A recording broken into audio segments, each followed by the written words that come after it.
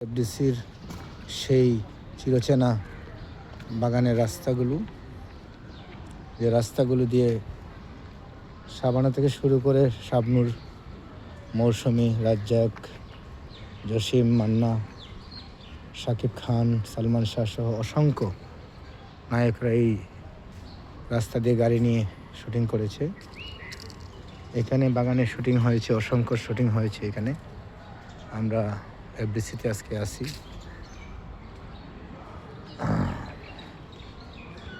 আমার সামনে হেঁটে যাচ্ছে মিলন ভাই, উনি হচ্ছে আমার সিনেমার ম্যানেজার।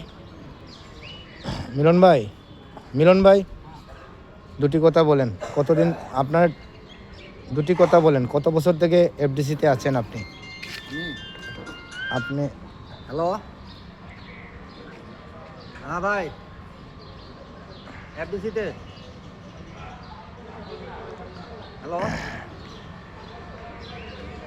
কোন জায়গায়?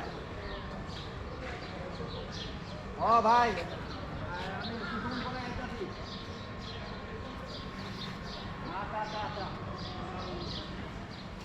আচ্ছা, ঠিক আছে।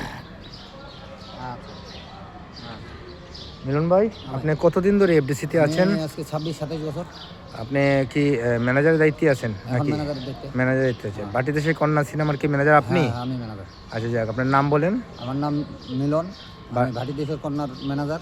জি, এরকম আরও অনেক ছবির ম্যানেজারই করছি। আচ্ছা যাক। আমার আরও বর্তমান 2 ছবি রিলিজ হয়েছে, আরও 5টা ছবি আছে, কিন্তু ওগুলো এখনও রিলিজ হয়নি। যাক। একটা হলো তোর মাঝে আমার প্রেম, আর আরেকটা হলো ফুলজান। এই 2 ছবি আমার রিলিজ হয়ে গেছে, আর এই ছবি নিয়ে 3 ছবি, আরও 5 ছবি আছে। তাই আশা করি এই পরিস্থিতিটা একটু ভালো হইলে ওগুলো রিলিজ হয়ে যাবে। আলহামদুলিল্লাহ।